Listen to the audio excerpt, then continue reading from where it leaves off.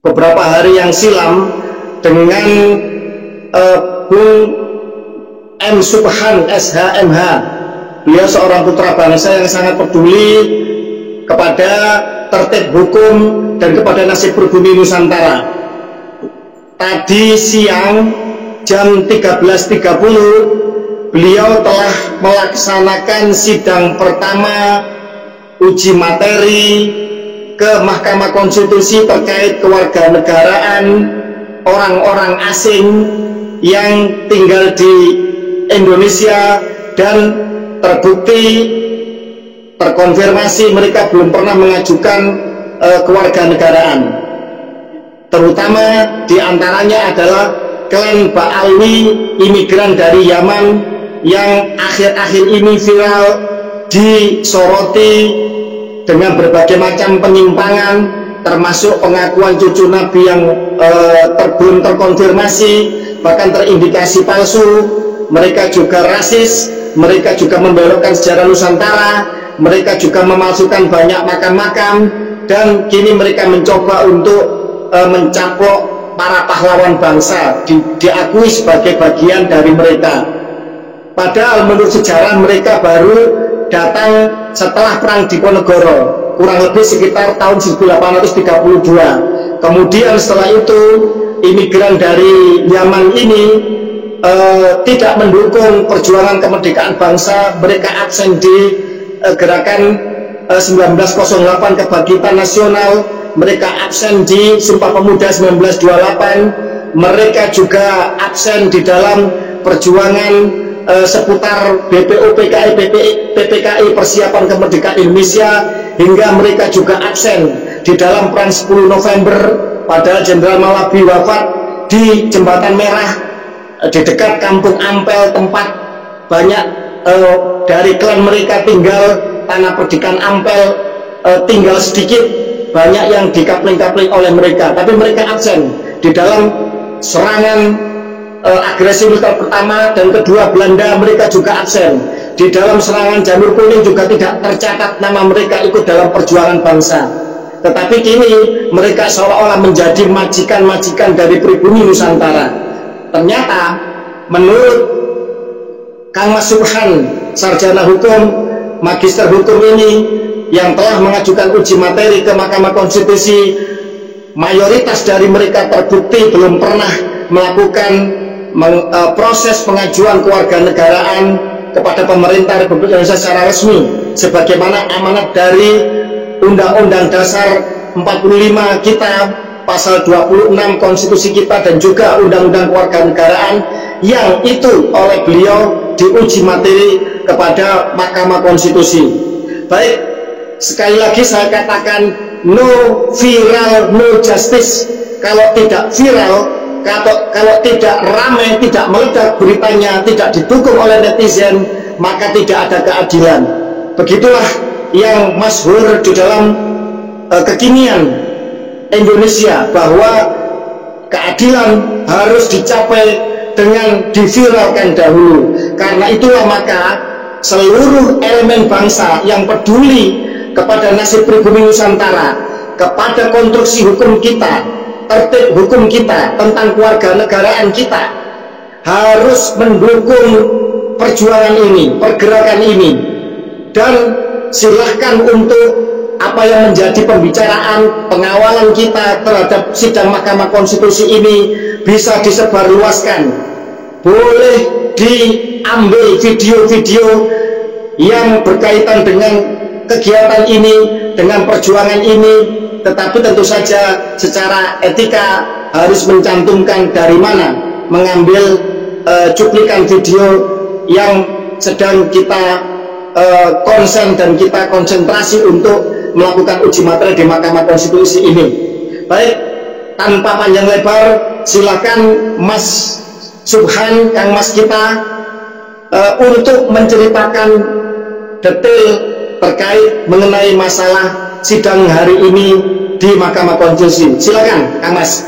Baik, Assalamualaikum warahmatullahi wabarakatuh. Waalaikumsalam warahmatullahi wabarakatuh. Tadi dimulai sidang panel, sidang sidang pertama oleh Mahkamah Konstitusi perkara nomor 14, yaitu perkara permohonan uji materi yang saya ajukan. Pada intinya, Majelis Hakim panel setuju dengan permohonan saya, namun ada beberapa perbaikan, dan itu saya terima sebagai masukan karena perbaikannya hanya bersifat asosial atau hal yang tidak pokok, nggak apa-apa. Cuman ada salah penulisan, ada hierarki undang-undang yang kelewati, hanya itu. Tapi substansi daripada permohonan saya, justru hakim ada kekhawatiran ini berdampak sangat luar biasa, kata dia. Pasti. Dia bilang begitu. Maka begini, harus ada dukungan yang luas oleh bangsa ini agar ini dikabulkan. Tetapi andai kata karena hakim mudah khawatir begitu nggak dikabulkan, juga tidak apa-apa sebenarnya. Karena materi Undang-Undang Dasar pasal 26 itu jelas sekali, yang menjadi bangsa Indonesia, yang menjadi warga negara Indonesia adalah bangsa Indonesia asli. Itu nggak bisa ditawar. Kalau ditanya, khususnya umpama Mbak Alawi, kita tanya, apakah mereka bangsa Indonesia? Bukankah dia bangsa Yaman? Bahkan kalau ditanyakan kepada dirinya sendiri, dia akan pasti bilang dia bukan bangsa Indonesia. Nah, itulah kekhawatiran hakim. Kenapa kalau ini dikabulkan akan menjadi luar biasa dampaknya itu. Karena di semua lini pemerintahan telah ada isian orang-orang Balawi ini. Hampir di semua lini pemerintahan itu ada sekarang dia. Nah, itu kalau dikabulkan itu teranulir dengan sendirinya mereka itu. Baik, sebentar.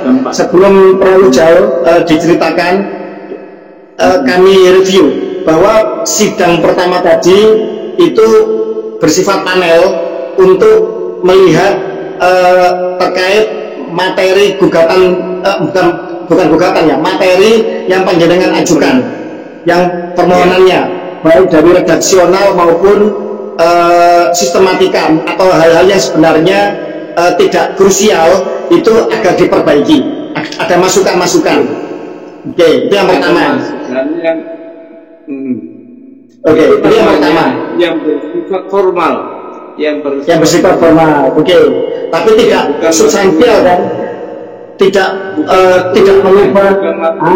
Oke, siap. Terima kasih. Kemudian yang kedua, ada statement dari salah seorang majelis hakim yang menyatakan bahwa uji materi ini akan berdampak sangat luas, sangat besar apabila nanti dikabulkan. Begitu? Patut garis bawahi. Betul. Kita nggak sebutkan nama hakimnya, nggak enak. Tapi ada dalam beruangan itu ada suara hakim begitu. Ada suara hakim yang menyatakan bahwa nah, artinya dampaknya luar biasa. Dampaknya akan luar biasa, berdampak luas, berdampak yang sangat dahsyat ya di dalam kehidupan kebangsaan ini. Seandainya kemudian gugatan uji materi ini ternyata nanti dikabulkan. Jadi begitu. Oke. Tapi tadi saya keluarkan argumen. Sekarang kalau nggak diputuskan, bagaimana sistem kewarganegaraan kita? Kacau. Ada orang asing menjabat di pemerintahan. Kacau bukan itu? Tak gituin. Kacau. Argumentasinya itu aja. Nah, sedangkan Indonesia itu menganut azas paternal, keturunan darah dari bapak, dari laki-laki. Itu cukup jelas untuk membuktikan bahwa dia itu dari terah laki-laki, nggak ada keturunan bangsa Indonesianya. Maka dia bukan bangsa Indonesia. Harus diputus oleh hakim ini menurut saya. Tapi andai kata tidak diputus, tidak dikabulkan, juga tidak akan berubah status para orang asing ini akan tetap menjadi warga negara asing. Karena undang-undang ada bunyinya begitu. Baik, sebentar. Sebelum terlalu jauh, artinya sidang pertama ini masih peninjauan terhadap materi panjenengan, itu yang pertama. Baru sidang kedua nanti mungkin sudah mengarah kepada argumentasi hukum ya, yang harus disampaikan untuk untuk pengujian itu sendiri. Oke, begitu ya? Jadi nanti iya betul, sidang kedua masih bersifat panel. Sidang pendahuluan kedua tanggal 24 nanti. Tanggal 24, 14 hari lagi, 2 minggu lagi. Itu sidangnya menerima argumentasi yang dimasukkan ke permohonan gitu. Jadi argumentasinya apa ini kurang, makanya saya akan tambah. Oke, baik, siap. Jadi sidang kedua nanti setelah sekarang diminta untuk ada perbaikan-perbaikan, nanti akan dilihat perbaikannya seperti apa. Jadi masih bersifat panel dulu. Oke, baik.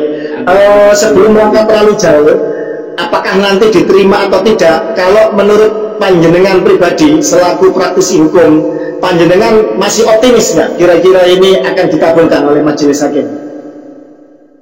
Super optimis, karena tadi hanya satu hakim yang ngomong. Sementara di Mahkamah Konstitusi itu ada 9 hakim. Gitu. Misalkan diterima berarti ada seandainya ada yang menolak, berarti kan dissenting opinion ya istilahnya. Dissenting opinion. Pengambilan suara. Oke. Baik. Maka dari itu, saudara-saudaraku sebangsa dan setanah air, bangsa ini sedang diuji. Bangsa ini sedang harus berintrospeksi. Dan sebagai pribumi Nusantara, pribumi Indonesia yang mayoritas, kita sedang menelaah tentang orang-orang asing, terutama dari klan-klan Arab dan lebih terutama lagi dari klan Habaib Ba'alwi yang sedang diuji materi tentang status keluarga negaraannya. Artinya kalau dari sensus 2010 Kang Mas, itu klan Arab itu jumlahnya hanya 0,1% dari seluruh bangsa Indonesia. Kalau jumlah warga negara Indonesia pada hari ini sekitar 280 juta, berarti 0,1% itu adalah sekitar 280 ribu. Bila klan Ba'alwi itu separuhnya misalkan ya, maka sekitar 140 atau 150 ribu.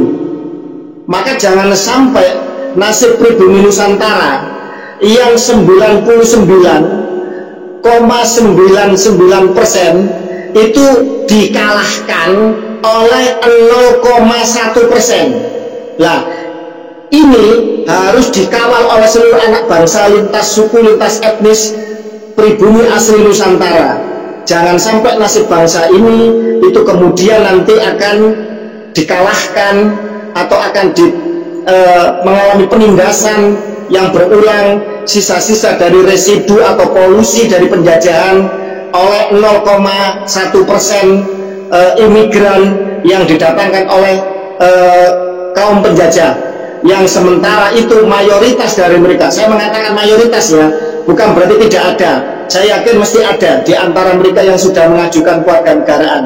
Jangan sampai kemudian dikalahkan oleh mayoritas dari mereka, dari 0,1% ini yang belum punya status kewarganegaraan berdasarkan amanat konstitusi kita.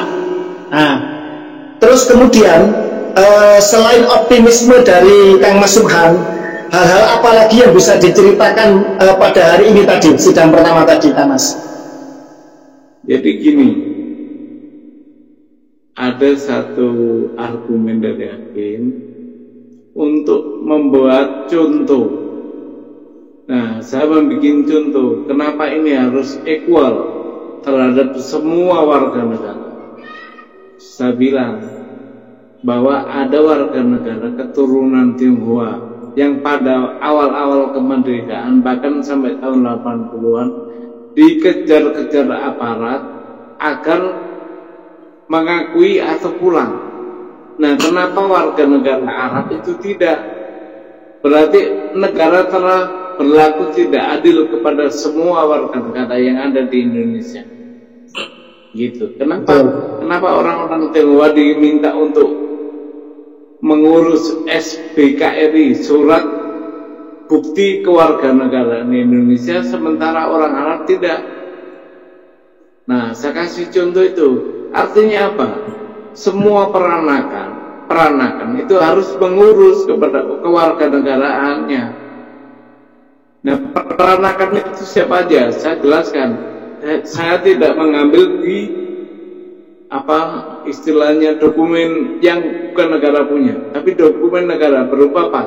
Penjelasan Undang-Undang Dasar yang dibuat oleh Mr. Supomo, yaitu penjelasan pasal 26 ayat 1 itu, bahwa yang dapat menjadi warga negara itu peranakan. Disebut di situ ada peranakan Belanda, ada peranakan India, ada peranakan Tionghoa, ada peranakan Arab.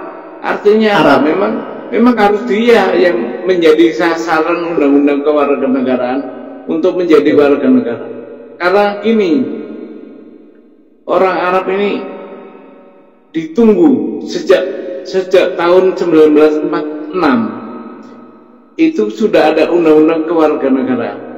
Nah, orang-orang Arab, orang-orang peranakan terutama itu dikasih kesempatan untuk mengakui kemerdekaan atau kekuasaan negara kita.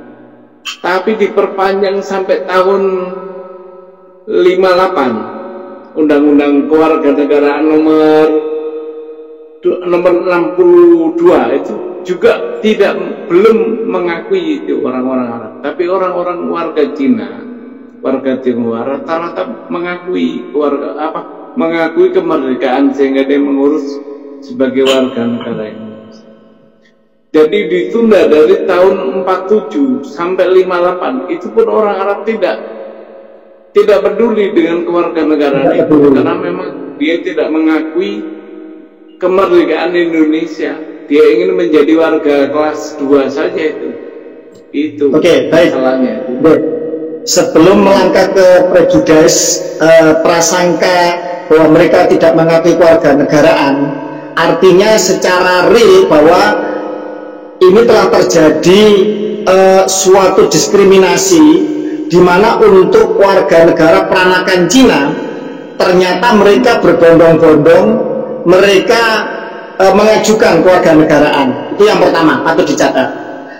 Bahkan ada semacam praktik untuk memaksa kalau nggak mau dipulangkan ke RRC sana, kan begitu. Atau kenapa kok urusan kenapa kok kemudian dipersulit untuk urusan usaha atau urusan apapun, kan begitu? Iya, urusan administrasinya dipersulit. Oke. Tapi kenapa kok kemudian pemerintah Republik Indonesia pada saat itu kok begitu permisif kepada orang-orang peranakan keturunan Arab? Kira-kira menurut panjenengan kenapa?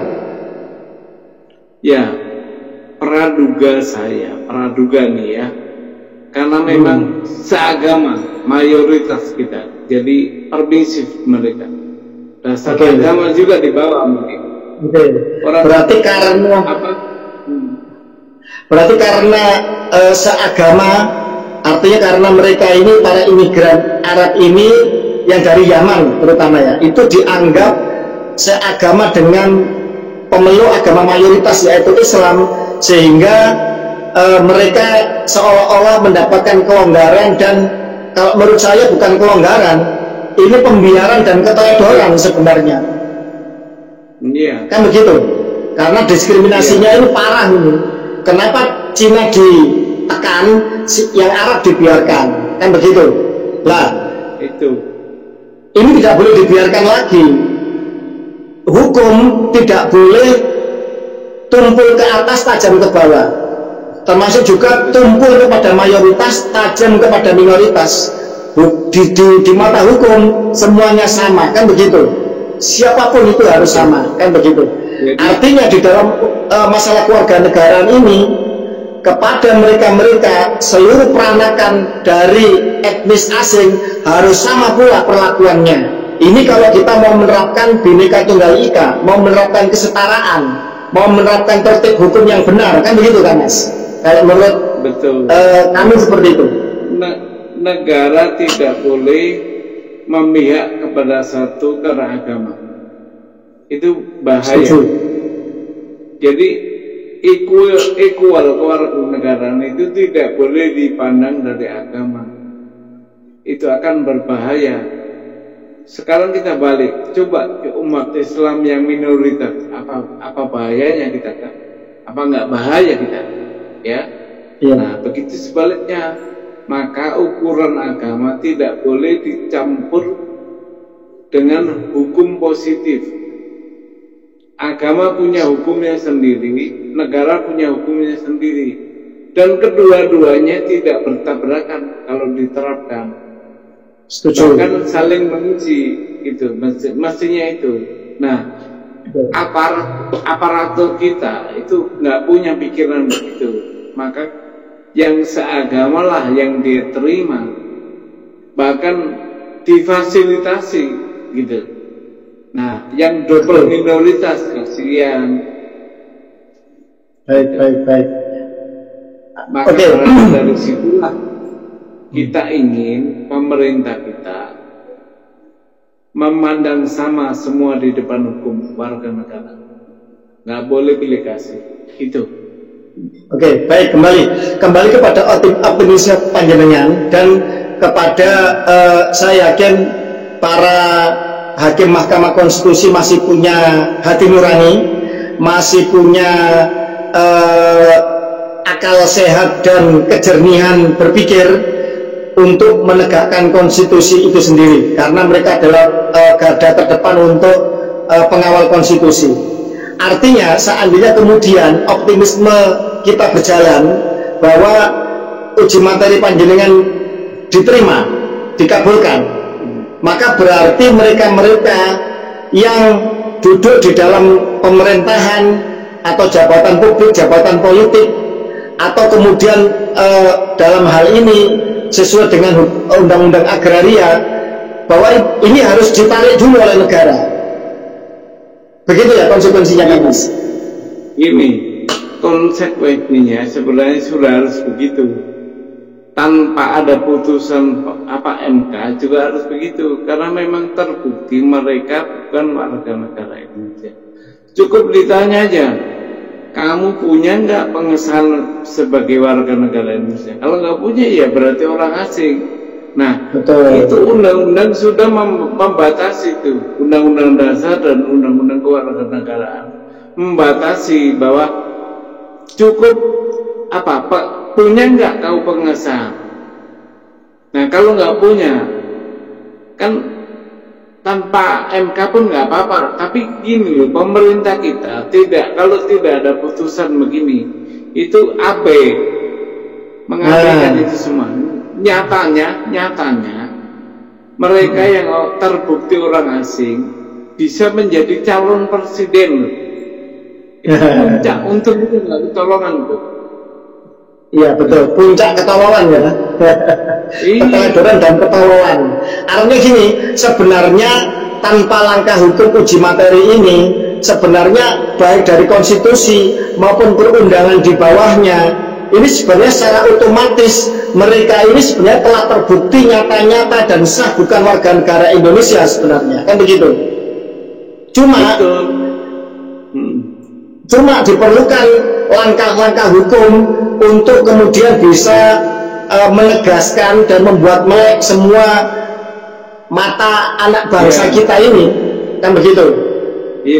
Misalkan gini kan Mas, misalkan gini, ada seorang Habib misalkan punya tanah atau aset atau SHM, panjenengan berani untuk menggugat bahwa dia tidak berhak atau gugur kepemilikannya? Iya, akan saya buktikan itu di pengadilan kalau ada, bahwa apa yang dia miliki hak atas tanah SHM itu harus gugur. Gampang aja itu nanti kalau di pengadilan, buktikan bahwa kamu adalah warga negara Indonesia. Nah, baik. muncul itu bukti. Karena gini, ini beda dengan apa pergulatan soal nasab. Kalau warga negara ini masih kontemporer, masih kekinian, masih bisa dijangkau, masih banyak yang hidup, undang-undangnya masih berlaku. Jadi kalau nasab itu udah puluhan ribuan tahun, jadi bisa berkelit. Tapi kalau ini nggak bisa berkelit mereka. Betul. Kenapa? Nenek moyangnya baru berketurunan baru 3 generasi paling ya 4 telah generasi. Bahkan ada yang generasi awal mungkin.